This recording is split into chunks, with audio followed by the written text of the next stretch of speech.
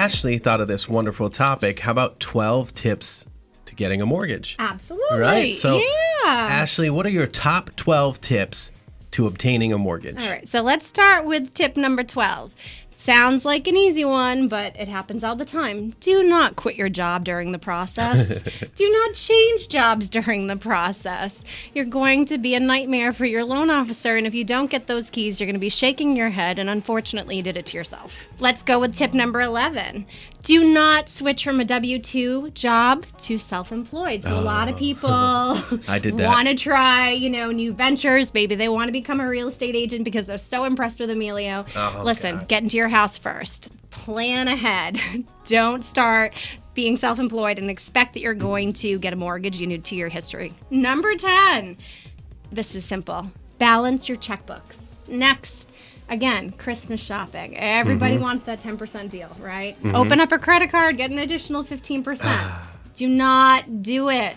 Do not do it. Yeah. Pay a little bit more. Do not open up any credit cards. It is going to impact your mortgage. Do not put green dollar bills in the bank account. Why is that a big deal? That's always everyone's first question. Well, we don't know where cash came from. Yeah. And that brings me to the next tip, which is watch your transfers in and out of accounts. So we have a lot of people that may have, boyfriends, girlfriends, husband, wife, roommates, and they're moving money around because they're sharing expenses. Sure. Every time you transfer something into a bank account, we're going to ask, where did that money come from? And now we're looking at other people's bank account. Don't go out and buy a car.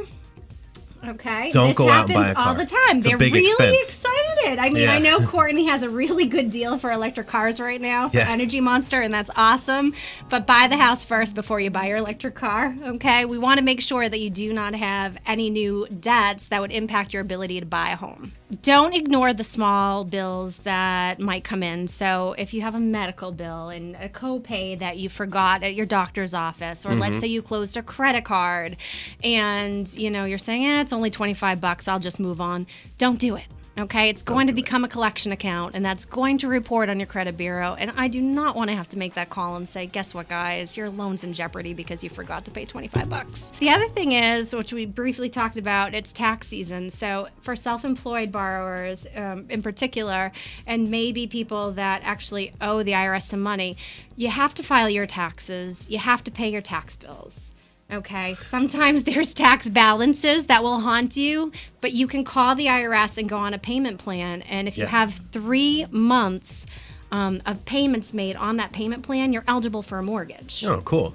Do not close any accounts. Okay. Yes, So that's a good one. a lot of times people will say, let's bring the credit scores up. We'll close an account. Do not do that because closing your account will actually lower your score. Number 11, as far as my tip, is never accept no for your final answer. No doesn't always mean no, all right? Maybe it's just a different way of looking at it or setting up your loan differently. So never accept no for an answer. The number 1 is do not forget to call Ashley Borden, Residential Mortgage Services, 978-758-9227, locally 401-214-4709, or pop by and see me, 100 Jefferson Boulevard in Warwick.